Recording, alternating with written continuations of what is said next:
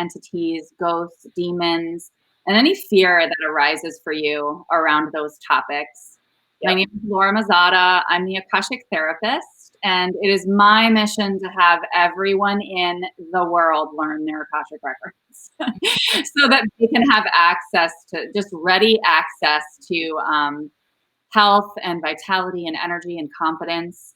Say hello if you guys are jumping on. I'm going to take a minute to share this out while Daisy introduces herself.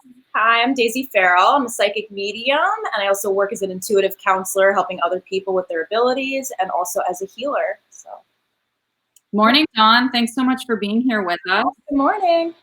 And let us know any experiences that you guys might have had with dark entities. And we can share too kind of how this topic came up. It was something Daisy was, I think, watching, right? Didn't you watch? Yeah, definitely. And it's just a big topic that I'm kind of passionate about too, and get very driven on just with trying to spread the word with that. And also, if anybody has questions too, definitely feel free to ask us, because I would be happy to, answer any questions that you have.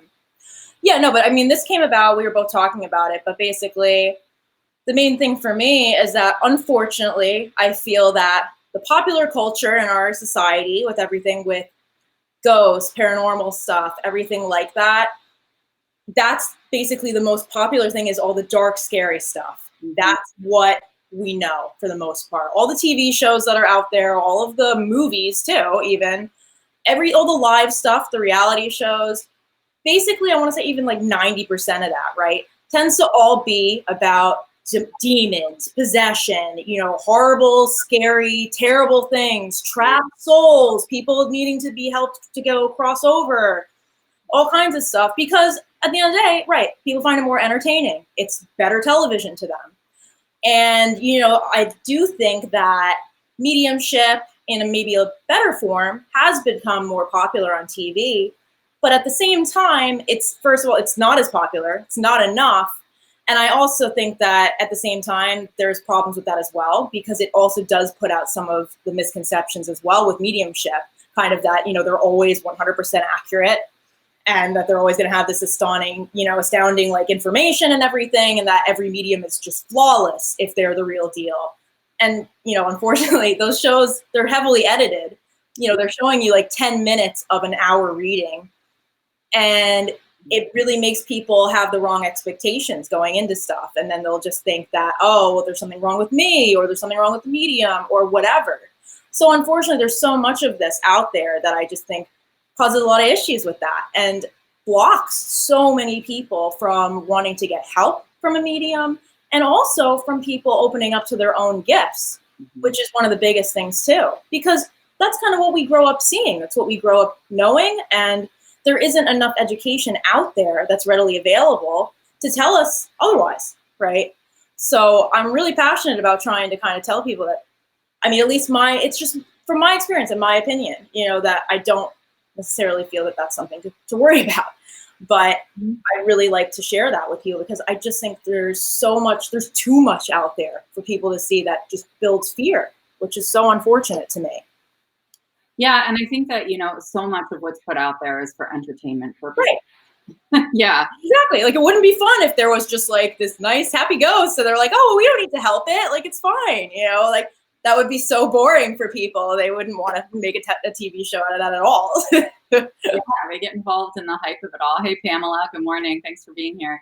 Hi.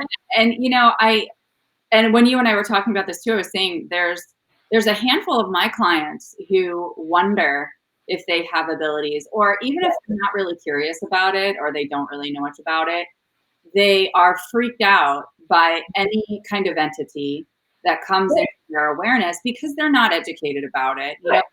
They don't understand that world. They haven't been schooled in it. And so they just freak out. And then if I give any kind of suggestion as, hey, this could be an ability for you, you could really enhance your intuition in this way, they get very scared, and they don't necessarily shy away from it. They trust me. We have conversations about it. We work through it.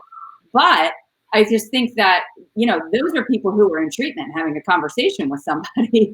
There's a lot of other people out there who are not, who have these things coming up, and it just really scares them, because they think, if I open up and really like have a conversation or try to engage, is that going to make me unsafe? Totally, totally. And it's just, and that's the other thing that's so frustrating for me too, is that there's so many mediums out there too that have huge followings too, that put out that message over and over again. And also sometimes people, again, because like you were saying, they won't be educated in this, and they'll go to like their local metaphysical shop, you know, because they know there's a psychic there. That's typically what people will do, maybe if they're not that educated on this. And unfortunately, a lot of times, most of those people will kind of just feed that fear and that belief system, and will tell you, oh yeah, you need to protect yourself, you need to be careful, you need to do this, this, and this. Like, here, buy sage, buy this, buy, you know, you better be careful because, and you need to open yourself consciously before you connect, and then make sure you close yourself, because if you don't, like, you're gonna get possessed. And I mean, it's horrible. It's horrible. Right. And it's all based on, it sounds bad, but they're like preying on the fear. Well, totally. Absolutely. Yeah. No. It's terrible. It's terrible. And I also just, the thing that makes me so upset too is the stuff that people put out sometimes with these things. And because that's why what we were saying, how this got, you know, brought up was just that I was watching a video of this guy that claimed to be a demonologist. And I just sometimes like to watch that kind of stuff just to get education on that and just to see what's out, you know, what people are seeing. Right. And it had over 5,000 views, which I was just like, oh my God. And, you know, and he was talking about how people that are addicts or sexual abuse victims, you know, they're going to go into, if they go into a dangerous place with a group of people, their aura is going to have a crack on it, and a demon will automatically target them, and they are so much more, susceptible to being possessed. And what a horrible thing to put out to people. It's just like, for him, it felt so ego-driven to me, and it was just that he was this big, powerful guy that fights demons, and, you know, look at what I can do, you know, and just not thinking at all about what impact his words are having on people. And, you know, the people that have children that are addicts, oh, so now they have to worry that their kid's going to be possessed too. Right. I mean, that's horrible to me, that has to be a thing that's out there for to have 5,000 views like that. Well, I think very defeating, because it's like, oh, you know, you have this crack in your aura and then you're screwed for life. Exactly. Like instead of saying, you know, I mean, first of all, I don't necessarily believe in cracks in auras necessarily. No, not really. I've actually heard that with crystals before. People have told me, like, certain crystals will damage your aura or create cracks in your aura. And, you know, the thing is, I feel like this whole path and this whole journey is about empowering people. Right. It's about helping people take their power back and realizing that they have control over their own experience, whether that's energetic, emotional, physical, whatever. And so if you're going to put that out there, even if, let's give him the benefit of the doubt, let's say he's not preying on fear. Right. Let's say this is his belief system. Okay, great. But then if you're going to raise fear potentially in people, then offer a solution. Exactly. First of all, so that people don't have to pay you hundreds of dollars. Right. You know what I mean? Like, just say, hey, like, I have something. Yeah. This is one way that you can manage your experience without like twitching in the corner because you're freaking out. Exactly. And that was the thing that was so upsetting to me, was that there was zero messages of hope, period. It was basically just, you know, we're all screwed and we all need to be terrified all the time. And people were asking, how do I protect my kid? How do I do this? And he would just say, you know, yes, some things like what you're saying. Oh, make sure you monitor them or whatever. And if not, you might need to take them to someone or whatever. So they weren't really helpful. Again, it wasn't anything that was empowering. It was more just, oh my God, I have to be even more anxious, and now I need to do all these other things to protect me and my family. Mm-hmm. You know, with children. He was talking a lot about children too, which I think is so out of line too. Mm-hmm. Yeah, and it's so interesting too, because you know, there's this theory, and we talked about this on our, I think it was our PTSD show or something, but we talked about the idea of the schizophrenia diagnosis very possibly being this, those people who are truly going back and forth between like the 5D and the 3D, the spiritual world and the human world.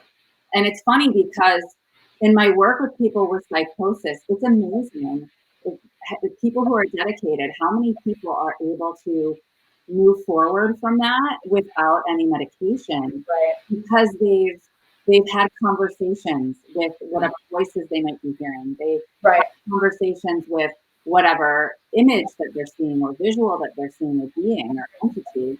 And it demystifies it. And it's amazing. I can tell you that when we're talking about hallucinations, when we're talking about spirits, when we turn and face them instead of going, you know, no, I can't, you know, and shut it off.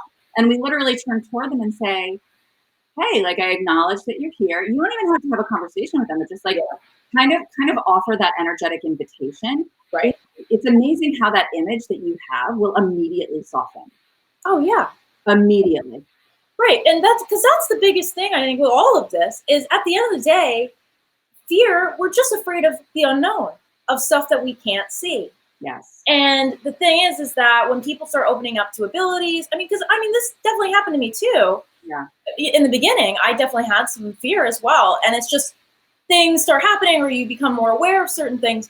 But I guarantee more often than not, you know, something that appears scary at first isn't bad at all if you just allow it to show you what's really going on. Because even, this is just interesting just because even when I do trance work, because I was just doing that, I did a workshop with like Tony Stockwell, and he's amazing at that. And a lot of people have a ton of fear with trance mediumship because it's basically, you know, surrendering your body to something to enter it. And that's anything, basically.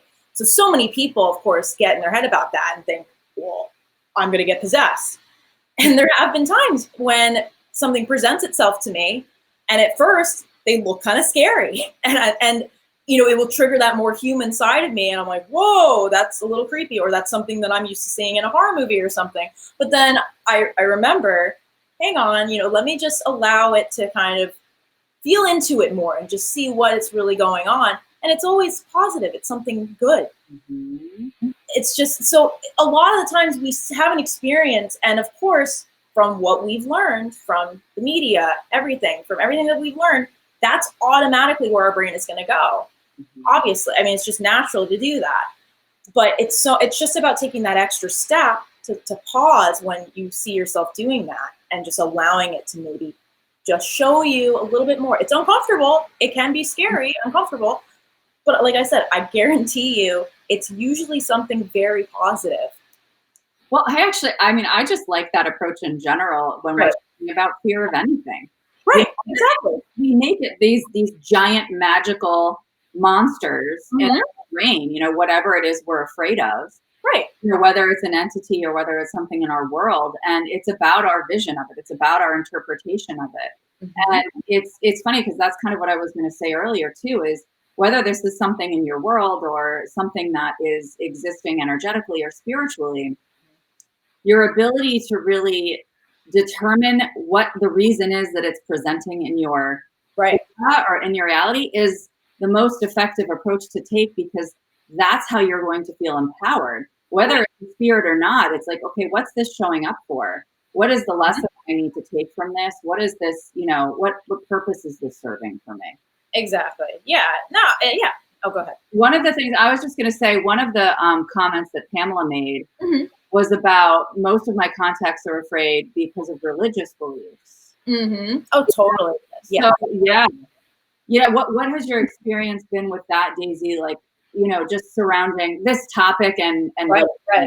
Yeah. Well, so that's something, again, that I find is very upsetting to me. Of course, ultimately, I'm fine with anybody's belief as long as it's not hurting anyone. That's fine. And this is, again, just my opinion, my experience. I'm not trying to belittle anyone's experience or belief at all. But I often see in certain religions, there's that belief that if someone commits suicide, that they're damned in hell, basically. And I think that's horrible. And there'll be people that, you know, if their child commits suicide, they automatically just believe that their kid is now in hell. And I think that's horrible. I mean, what a horrible thing. First of all, it's something that no one should have to go through to begin with, to lose their child, and especially in that kind of manner. And then to know that from your belief system that now they're not even at peace. and defeated, like in pain, even more eternally, supposedly. That's horrible. And I definitely see how religious systems and beliefs, I mean, there's so many, and there's so many too that do have more mysticism in them as well, and do believe in evil spirits and different things like that. So yeah, that can also be very tricky to kind of navigate if you've had that system placed on you when you were growing up. And yeah, I just see how sometimes that can be very harmful to some people when they have a loss. They just get blocked by that belief system, even though they don't want to. Even they may not even want to believe that, right? But they just think that they have to for some reason, from their upbringing. Absolutely. I mean, it's just like those conditioning beliefs that we have, and what happens is that it validates that black and white thinking and that good or bad, that right or wrong, like that, and it really, unfortunately, it expands that divide and makes it feel like there's this huge extreme polarities. And I'm not denying that there are polarities, but at the same time, I feel like it's good or bad. If somebody who commits suicide, they're bad, Right. And that's not productive, especially in the spiritual world. I don't see that. I literally had a conversation with a client the other day about this because she was very afraid of kind of opening up her abilities. And as far as like, I've never had that experience.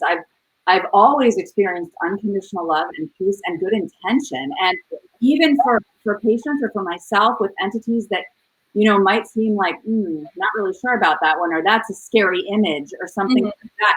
When we work with it, when we attend to it, when we pay attention, it's serving a purpose for them that immediately softens, like I said. Right. So it's really not about good or bad in the spiritual world, because it's really all there to support us. Yeah, exactly. And I just think too, especially for me, something that I also see a lot with developing mediums, often when they start to connect with somebody that maybe wasn't a very nice person, right? Or they were an addict, or were a murderer even, someone really, really horrible. The thing is that, they'll see maybe initially some imagery that is associated with that, but that's for them to just identify the person as how they were in human form at their time on Earth. And unfortunately, so many people right away take that as a bad feeling, that this person's bad, that the spirit is bad. I don't want to engage myself in that negativity or that energy, and they block it off. And unfortunately, and this is something that I've already, I've talked about before, it's just that I'm very passionate about connecting with those kinds of people. Yeah. Especially just addicts and people that were maybe mentally ill, because I have a lot of compassion and understanding there. And I know that they're not bad people. Most of the time, they're really not. And if you allow them, they deserve, just like anybody else, to be able to speak their message to their loved one, just because, they're just trying to explain that stuff for evidence so that you can identify the person, but then you can move on from that. You don't need to dwell on that. And something I was even taught too is that the only thing that can harm you with that kind of stuff is when you choose to dwell on the imagery of when they were human or when they were alive, and you choose to ruminate on those images that were given to you. It's not that you're attached to it. It's not that they gave it to you. You're just overthinking that. You're holding on to that, right? Right, and not fully understanding. Yeah. And I can't say that I would have before I have done this work, but like not fully understanding that when people pass from this human life, we see their spirits in raw form when we communicate with them or connect with them. And they're, first of all, every single one of them is like apologetic. Right. For whatever kind of went down in their human life that impacted other people, because it wasn't their intention, Right. Definitely wasn't their intention to kind of harm other people with their experience, like they came here with a certain soul contract to complete what they needed to complete. And that their intentions are always in the interest of the highest good for all. Exactly. And it's funny because what you were just mentioning was, this is why you're so passionate about working with people like this. And our conversations that we've even had privately have validated for me this idea that there really aren't those dark entities or demons or, out there, because you are someone who has a lot of those spirits come to you who have been through a hell of a lot, you know, like a lot, you know, and they've seen the dark shit and they've been through the dark shit. Right. And you get those quote unquote dark spirits that will come to you, and you're not afraid of them, number one. Number two, they always have a positive, supportive impact. Yeah, exactly. Yeah. No, because the thing is, and from my experience of a lot of connections now with this kind of person, usually, it's just that a lot of times once they pass, I mean, basically all the times from what I find is they may be kind of a horrible person when they were alive, but then the minute they die, they kind of wake up and they're like, well, that was stupid, you know, or they're kind of like, yeah, oh, really? Did I really do that? Yeah, because they kind of wake up and they realize what they really are. And it's their purest form as a soul.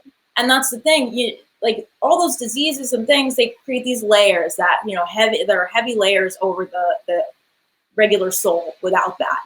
They filter it out. But when you pass, that goes away. And they're able to have this amazing perspective as well, I find, because they're able to basically see their actions through the eyes of everyone they've ever encountered and loved, is what I understand. They're able to just have this deeper understanding to the point where they really get it and they understand why they did the things they did.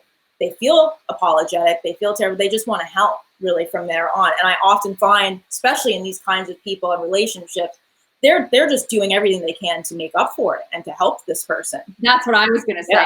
They're there to kind of almost like as a spirit guide to like support, encourage. And I that's the thing. Like I encourage people all the time. I'm like, just because this is how this person presented in human form, I strongly encourage you to create a relationship with them in spiritual form. Exactly. It's very different, but there's a level of intimacy there because you knew them in physical form that truly, I mean, I can feel it palpably. You know, when I'm connecting with someone who I've known in human form, much more intimately than, say, a spirit that I'm connecting to that I didn't know in human form. Absolutely. Yeah. There's a great opportunity there to me when you get to that point and you're able to form this relationship with somebody that's on that other side. That is just amazing, that I can't even necessarily describe. And I've been able to have that opportunity too. And these were people that were addicts and had a lot of problems, but it's some of the knowledge that they end up having over there and everything. And they're just able to have this perspective that is so helpful for me and just for other people. And they're doing everything they can to kind of just help everyone else with that understanding, that lesson that they have learned on that side of things, right? And it's so useful. They want so badly to help. They want you to be there with them to, you know, encourage that. That's all they want. That's from everything. I've never had someone come through and be like, I blame you for everything, or, you know, you're terrible. Never, ever had that happen. And I've had some pretty, you know, awful people, apparently, when they were alive, come through. That's never happened. I've never seen that happen. Well, and really scary images. So that's one of the things that my clients work or struggle with the most is the scary images. You know, and you've had that. So can you share a little bit of like how you have, I guess, managed that or moved through it or come to understand it? Sure. So for me, it was definitely not something that happened overnight. I guess growing up, though, I've always, as I've shared in other talks and stuff, is just my dreams have always been very vivid, very intense. And I've had a lot of dreams with really intense imagery like this. So it's something that I grew up kind of seeing or knowing of, and it was something that I got, I mean, it's kind of weird to say, but almost kind of accustomed to in a way. But I think also more than anything for me is it's just my past, being in active addiction, being in active depression, and being around a lot of ill people for a decent amount of time and a lot of different experience that I had when I was younger. I saw a lot of stuff and some of the, you know, most horrible things that you can see basically in life. But I also was able to see those images and then also the aftermath of the positive out of them, because I saw people in active addiction that were dying and then coming out of that and are now in sobriety and thriving, right? So I was able to kind of see the outcome here, right? I think it's because I was able to see that whole outstretch of stuff.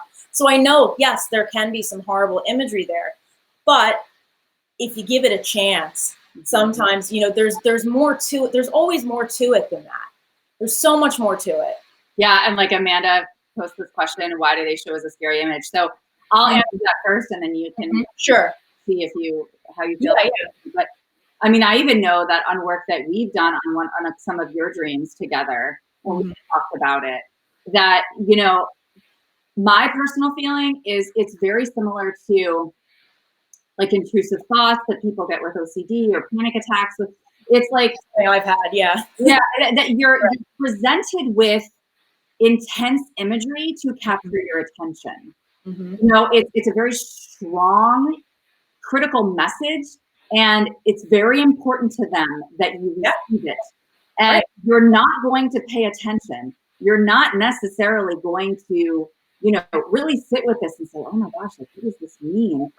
And leave you with that feeling of kind of dis-ease.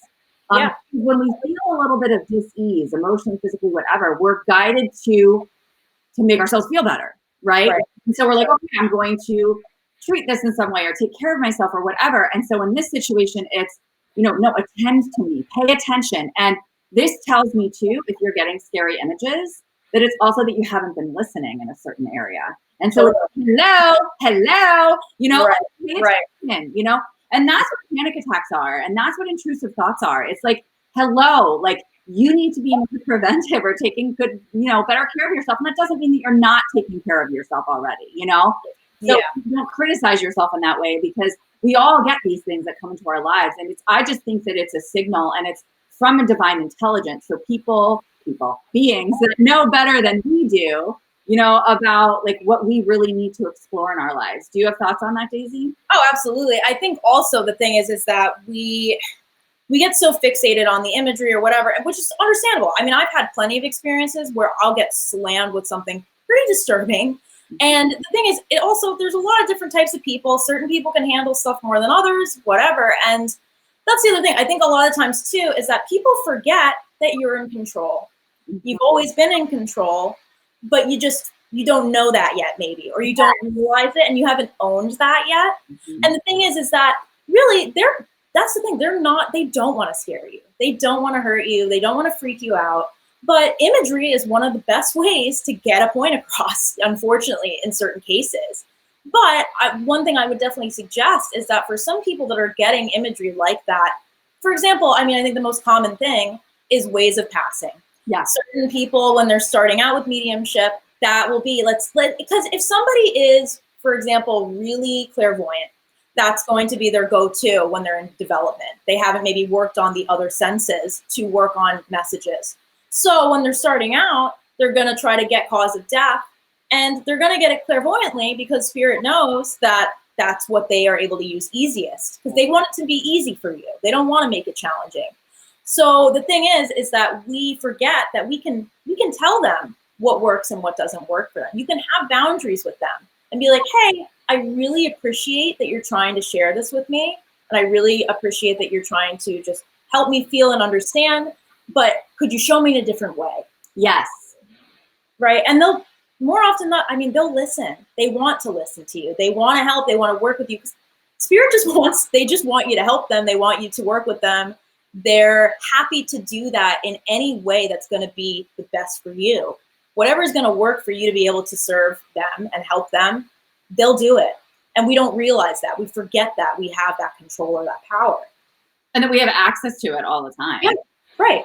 And that's the thing. Like what I've found, and I don't know if you've also seen this, Daisy, but like for me, for clients who have those really like demonic beings that demonic to them, that come to them, what ends up happening is that for the most part, those beings literally just want to hang out in the space.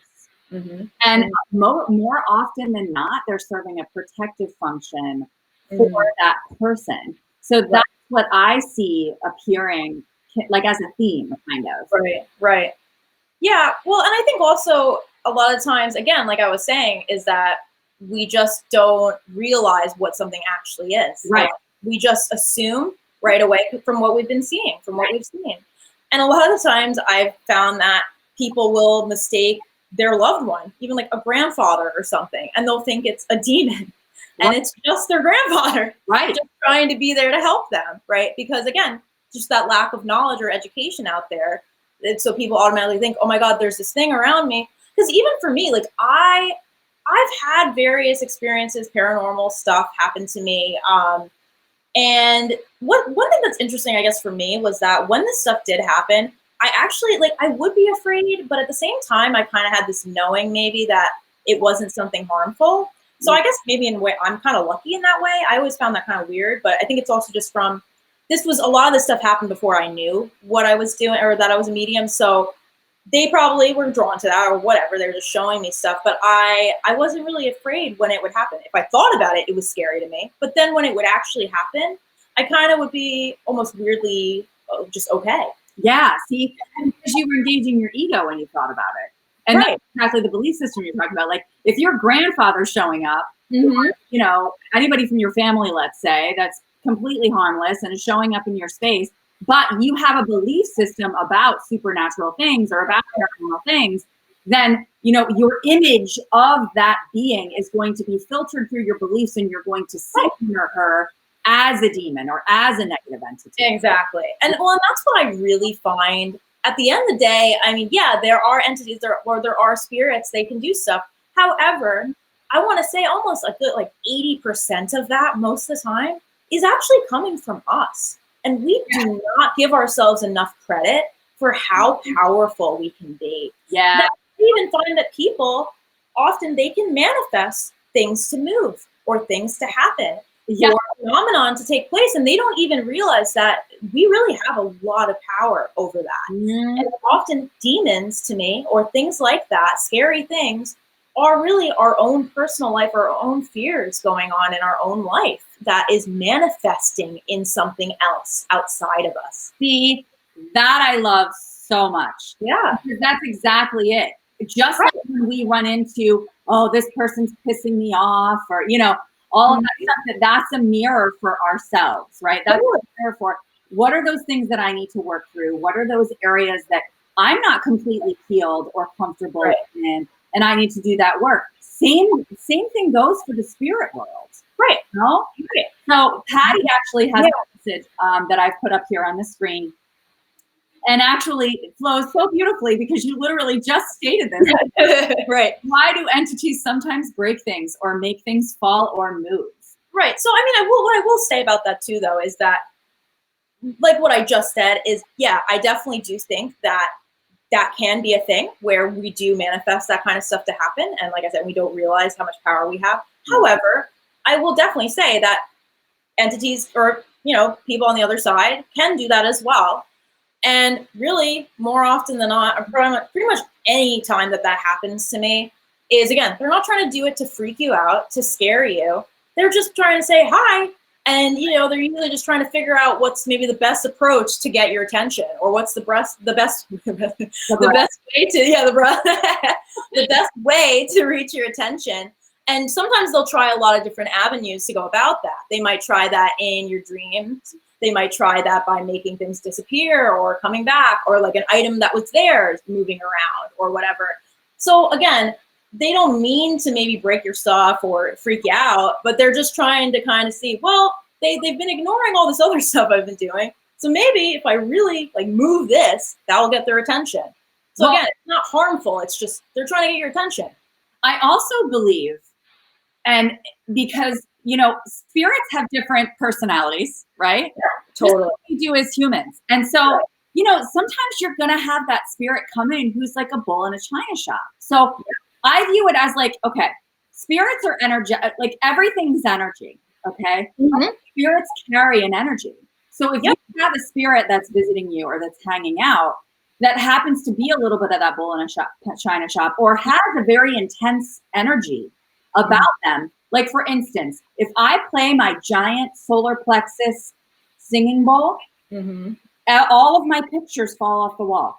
So, you know, and I'll do it right here, and something will fall off the wall all the way across, because that's energy moving, right? I'm creating energy waves within my whatever location, you know.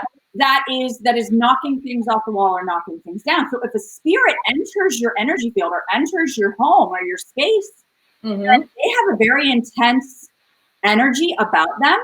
Yeah. It's going to knock shit down. Yeah, exactly. They don't mean to, but that can happen.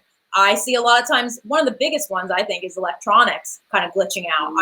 I always had stuff with lights flickering, lights going out. I'm not saying, though, again, not every time your light flickers, it doesn't always mean that it's a spirit. Because that's the other thing. We need to also be able to not jump immediately to maybe our fear area or our area of just saying, I'm not saying that if something's happening and you really believe it's a loved one, then it is, right? And I'm not saying to not believe that, but we can have some discretion with that as well, and just understand that not everything is always going to be something scary or harmful or a spirit. We can ask, because that's the other thing. We don't talk to them enough. We don't have that exchange. So when something's going on that we're freaked out by or whatever, often people won't try to have a conversation with what's going on. They won't try to be like, who is this? Or what are you trying to tell me? Because usually if it is a loved one of yours, they're going to do it again, or they will validate it for you. They're happy to do that. They want to do that, right? And it's just like I was talking about in my masterclass with Cara Melendi the other night about curiosity, like getting curious, like just get curious and ask questions so that you gain information. Like any, relationship or situation that you're in where something happens that you deem as negative or that robs you or something, and just getting curious and being like, oh, that's really interesting, and just kind of noticing and watching it and allowing it to just kind of continue to inform you as you sit with it, as you were talking about earlier, because when we gain that curiosity, we're not on the defensive. We're showing an interest, but we're invested in learning about the other person or the other being. Right. And so that's really what's being called for at the time. Right. And I often find when you finally decide to have that acknowledgement or that conversation, it stops. Because that was the thing for me. Right before I opened up to my gifts or my abilities, whatever, I was having all kinds of weird stuff happening in my apartment all the time. Just weird, just random stuff. Yeah. But the minute I stepped into it and accepted it, this doesn't really happen anymore. Literally happens with, I'm telling you, every single one of my clients. Like, I tell them, I'm like, have you ever turned around and talked to the voices? Have you ever turned around and talked to the being? Have you, no, that scares the crap out of me. Right. All right, let's do it. Let's talk to them. Every single time it's diffused. Yeah. Yeah. Sherry has a question. Yeah. She says, so there are no harmful demons. I don't think so. In my opinion, yeah, I don't think so at all. Like I said, I think often it's just misconception. We are seeing things in a light that just isn't correct necessarily. We just don't, because we're just not educated in it. We are taught to believe that that's there, but often it's our own manifestation of our problems or issues that we're dealing with or working on, our own fears. Or again, just we're just not understanding what we're actually dealing with. Yeah, and I think that even if you're questioning that answer, and part of you is like, I don't know. What I would encourage you to do before you solidify that decision is to really evaluate your own lens and your own filter, and be able to say, where is fear still existing for me? Or significant levels of negativity or shame or something like that. And really try to fine tune your filter and your lens. And once you've done that and you feel like you're seeing more clearly, then you can revisit that issue and discussion. Exactly. Yeah. Yeah. The question she has here is, what about the scenario in the movie The Exorcist? That would be scaring the shit out of me. Yeah, I love that movie, to be honest. Yeah, I'm a big horror movie fan, actually, which is funny. But again, it's for entertainment. It's for entertainment. Because it's entertaining. I mean, maybe not to some people. Some people just find it really scary, but I find it almost kind of just like comical. Exactly. because it is. It's all for entertainment. That's my short answer to that, really. Okay. Yeah. All right. So Amanda says, Okay. Hold on. Sorry, I clicked the wrong button. I walked around my house last night and felt afraid. I'm not sure why. I normally don't feel afraid. Yeah, you very possibly could have. I think that any time that we get a negative emotion that arises within us, it's important to, first of all, give yourself some patience, TLC, and some space. Be able to really say, oh, interesting. Okay, I'm feeling some anxiety, or I'm feeling some fear. I don't even necessarily encourage you to ask what it's about every single time, because that's going to be freaking exhausting, Exactly. Yeah. Sometimes it's as simple as, you know what, something is coming up that is uncomfortable, so I am going to take a step to make myself more comfortable and leave it at that, because unfortunately sometimes we can get in our heads and really create stories around things that agitate the issue. And I always say to people that, 3 times makes a pattern. So if it's something that has shown up like in your home 3 days in a row, or the same themes coming up, over and over again, right? And then you find like, okay, this keeps coming up for me. Then you sit down and say, all right, what is it about? This is coming into my reality repeatedly. What is this trying to show me? And then you can kind of sit with it. But otherwise, I would just say, make a choice to make yourself comfortable. Make that a sign. Just like if a kid came up to you and was really scared of something, what would you do? You would embrace them. You would soothe them. Doing that for yourself as well.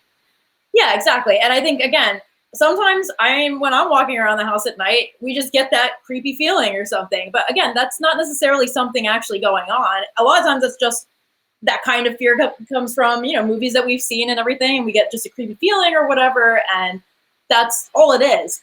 But also, I think for me, I just know from my own experience, there were plenty of times when I would be just open to stuff going on, and maybe I would be listening to certain stories, even like crime stories, certain things like that, that would just open my awareness to stuff like that or whatever. And even certain times when I would just be really sensitive or just hyper aware when I was in development. Sometimes that does happen to me where I'll feel the presence of something around me in my bedroom when I'm trying to sleep and it's dark. So automatically that does sometimes have a creepy feeling, right? Where I would get a little bit freaked out and a little freaked out. I don't want to close my eyes necessarily because I feel like I'm going to see something or whatever. But I'm always able to, over time, right? I was able to realize it's not anything harmful or bad. It's just, I'm just feeling a presence, and it's a loving one more than likely. And I'm able to just go to sleep, right?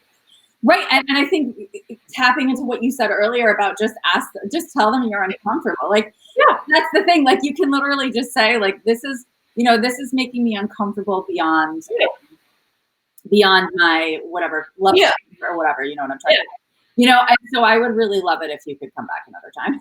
All right, because I'd be like, all right, going to bed, guys, or whatever. That's what I'll just do. I'd be like, thank you, it's very cute, but I need to go to sleep. Acknowledging them, and I mean, they really do. They want to be acknowledged. Otherwise, they wouldn't be there. There's another message here from Amanda. She says, I would really like to try to learn more on how to tap into my own possibility. Oh my goodness gracious.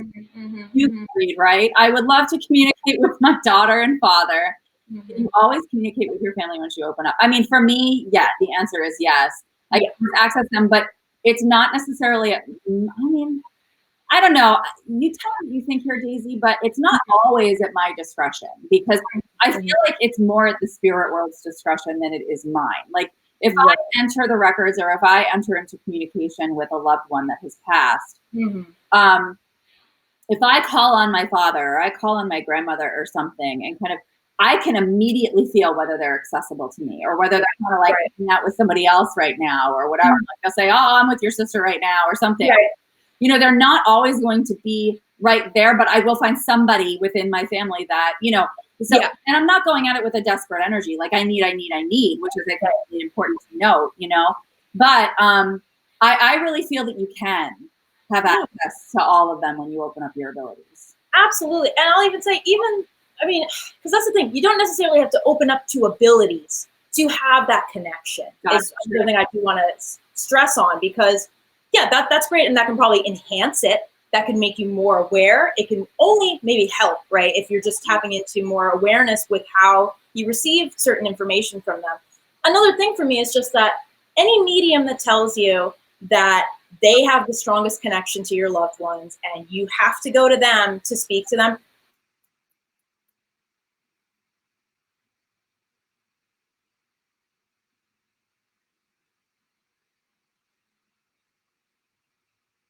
Guys, is it Daisy that paused? Can you do not listen to them?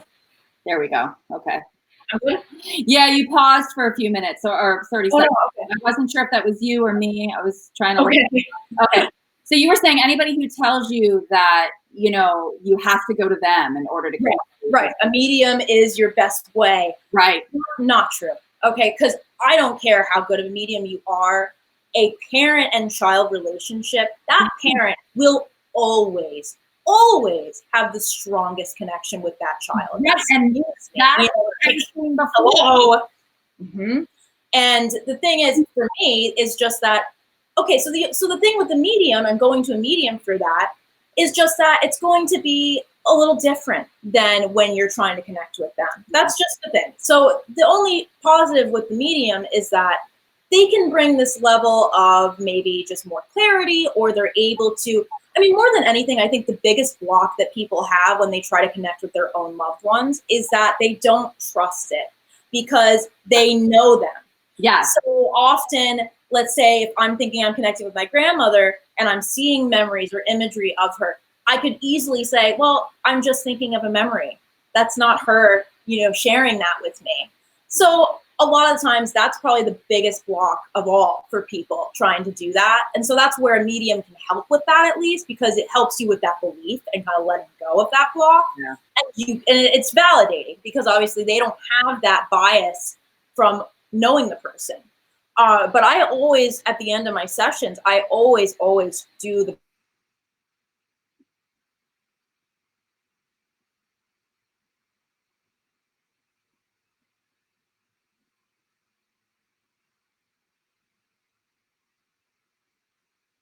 Come back.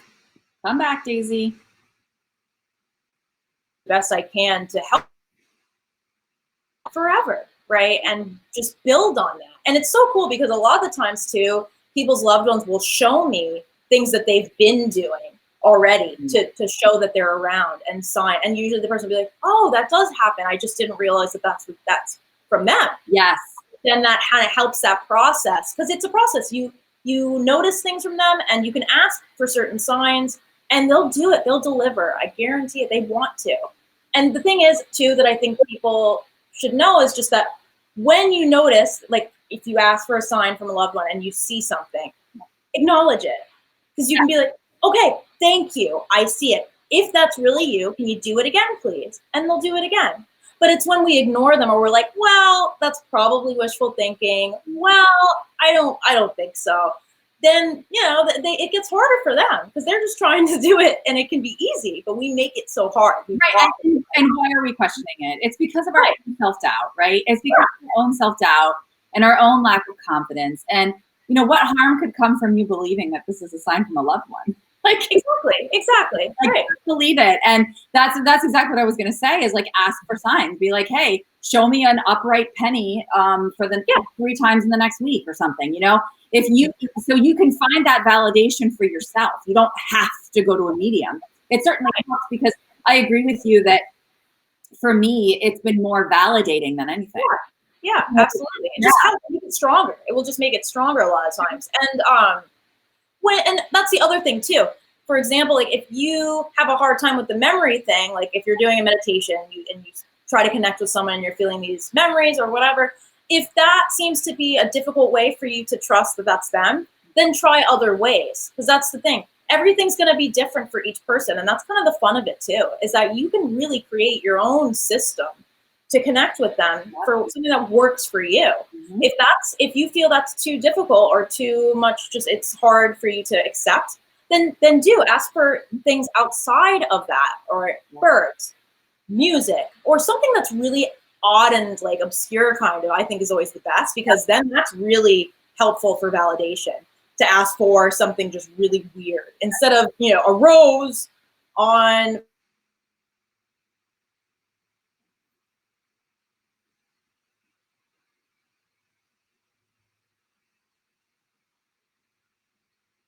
Valentine's Day or something, to show us something. And then we get maybe an eagle, or we see an image of a hawk in a magazine or something. And we're like, well, it's not a hawk in real life. That's what I asked for. So it's not that. It's not true. And I'm sure they're like, no, that's just all I was able to work with at the moment, right? It can come through in so many different ways when you ask for something. In music, lyrics, someone could just start talking about a hawk. Mm-hmm. Someone can, social media even. I see that stuff happen all the time. And once you're aware of it and you trust it, everywhere, and it's so fun, and it can like make your day. I mean, I know for me it does. Well, you're also, I believe one of the reasons it makes our day too is because we're tapping into the energy of that person. Right. Oh yeah. Yeah, connecting with the energy of that person. So you have that like loving support and that unconditional love. And it's just, you know, if you called them to you every day, you'd feel like that, you know? You know, Right. who do that. They wake up in the morning and they call their guides, their angels, their loved ones to them, spend the day with them, you know, just to not just guide them, but just to support and feel that level of love and connection, you know, once to adjust your vibe. So this was an earlier comment from Pamela. And I also think it's really important to note that earlier she commented that Daisy must be Italian because her hands are flying everywhere. I'm an 8th Italian, but yeah, I know. But anyway, so she's talking about spirits can be guilty of a wrongdoing, but deserve unconditional love and forgiveness, just like the living. Absolutely. Yeah. Absolutely. And that was, you know, that was when we were talking about, you know, the idea of really being open to having a relationship with the spirit form of someone who you might not have necessarily gotten along with super well in your human life, and being open to the fact that they're embodying something different in spiritual form than they are in human form. Yeah, and I think that's actually it's a good point, and it's also something where it's a huge block for people too. I just see this with people that I even know, right? When let's say they have someone on the other side that they really don't like, that you know they have a lot of anger towards, when they try to accept or open up to the idea that maybe those people are not going to be put somewhere separate from them when they pass, right? Somewhere where bad people go, right? Oh my God, I don't want to see them when I cross over. What am I going to do? And it's going to be horrible. And people get very panicked about that idea, the idea that this scary or person that hurt them is going to be around them when they pass. But again, we're not realizing that it's not the same person that we knew. No. We're a lot at all. Like it is at the core, but not the person that hurt you at all. No, and you know, I mean, for me, I think that a lot of this becomes more obvious if you have seen someone pass in a way that's not sudden and shocking, right? Because you're able to see that before they pass, they really do travel between both worlds, and there's a level of innocence and purity that is super evident in them before they pass. And a lot of that, like, you know, struggling with whatever they've needed to heal from this life or whatever have you, happens in that time when they're kind of, you know, starting to transition into the next world. And you're able to see that with your own eyes and experience it as a human. And if you've had that experience, it's much easier to understand that when spirits cross over, that, you know, that purity of soul is what's going to come to you in spiritual form. Yeah. Nothing's going to hurt you. It's not going to. And you also, you have control. You don't have to hang out with certain people, because people are like, oh, what if I have to hang out with like my ex-boyfriend or something? You know, and it's like, you don't have to hang out with them. But I like the control thing, because I also think that honestly, that is all about, and this is what Pamela's saying, doing your own forgiveness work. Yeah. You have not chosen to forgive them, which means you're holding on to toxicity. Don't do that to yourself. Trust me, it's not worth it. Yeah, it's just going to eat you alive. You know, spiritual or human, like it's all about you going through your own forgiveness work, and that being a mirror to you. If you feel like, oh, I can't talk to him, he was a dick, you know, your own shit to work on. Yeah, exactly. So Sherry said that she asked for a sign of a yellow rose from the universe this morning, and Daisy just mentioned a rose, and it resonated. Oh wow, yeah. See, and that's just like what I was talking about, how it can come in all different forms, right? And that's just funny, because that's what I was even talking about when I was saying that. That's crazy. Oh, I'm glad. Yeah. Beautiful. So let us know if you guys have other questions. Otherwise, we're going to start just sharing, you know, where you can find us. And go ahead, Daisy. Let us know where we can find your beautiful self.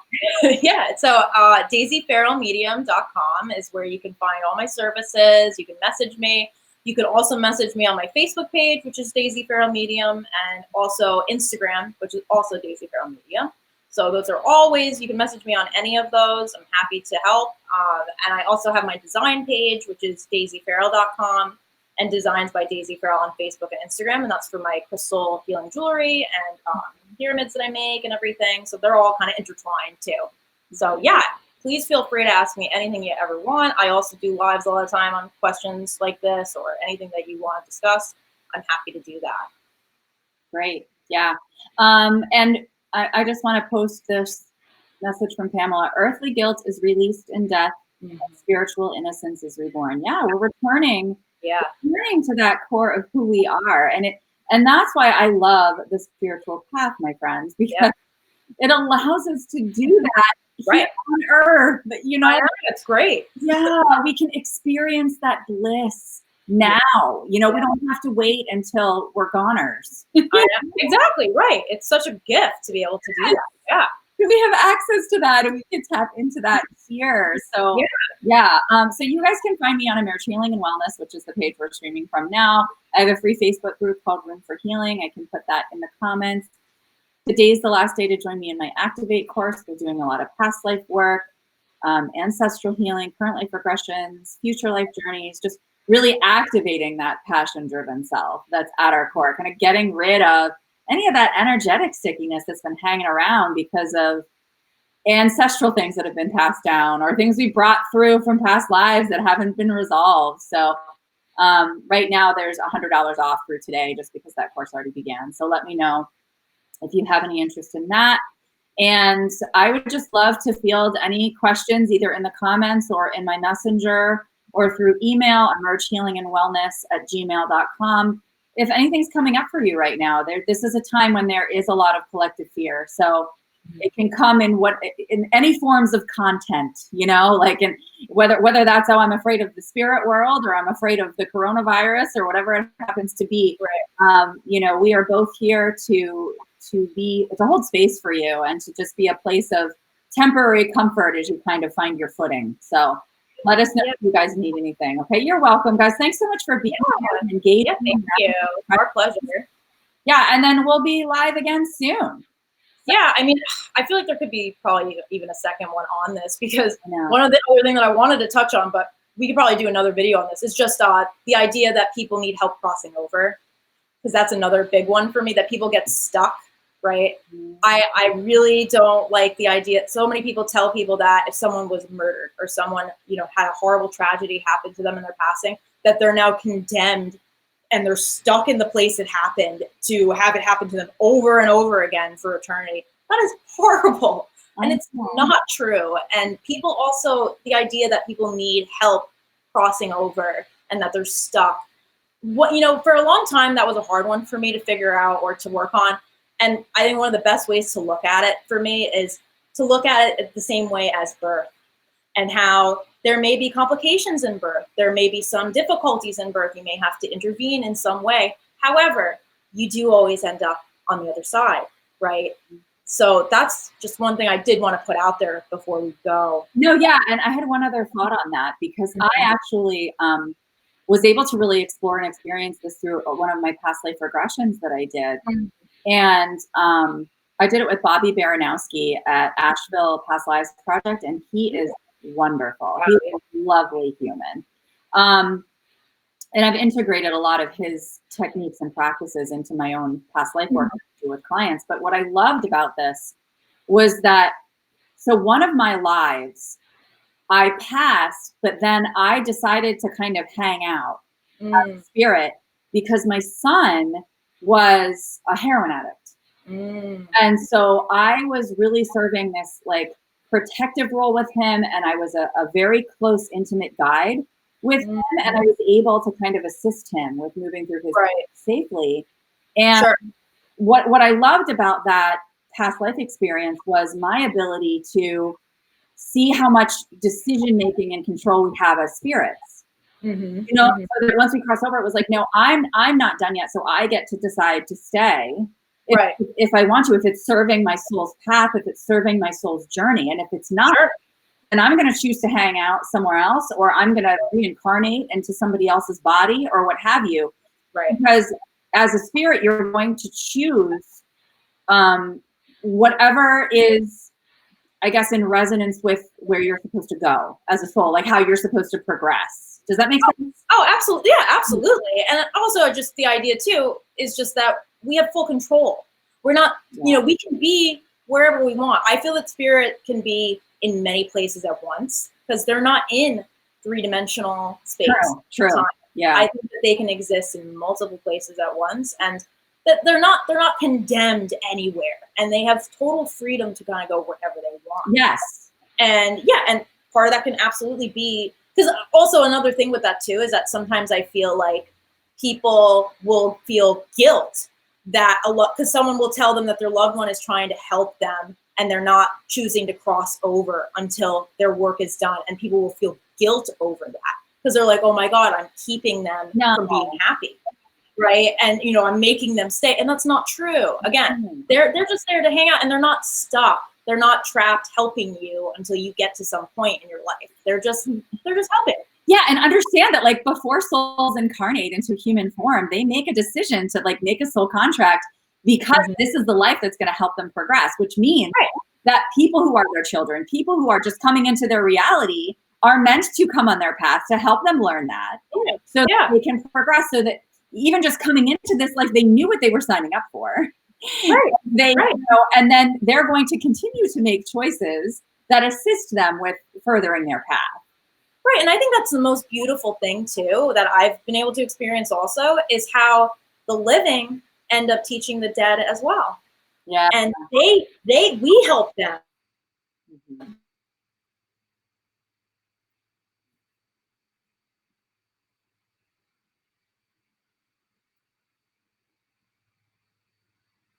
Progress and still above us in some way. They're just experiencing things in a different way.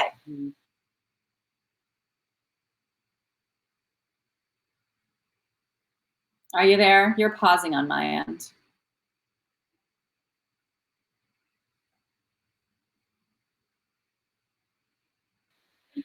There you are.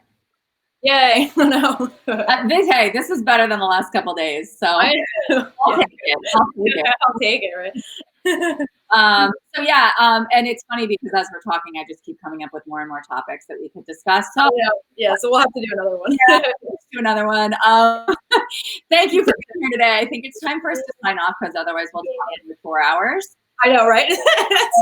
Yeah, I love the energy of everyone that to spend some time with us today, and know that that energy is also being transmitted between us when you're on the replay.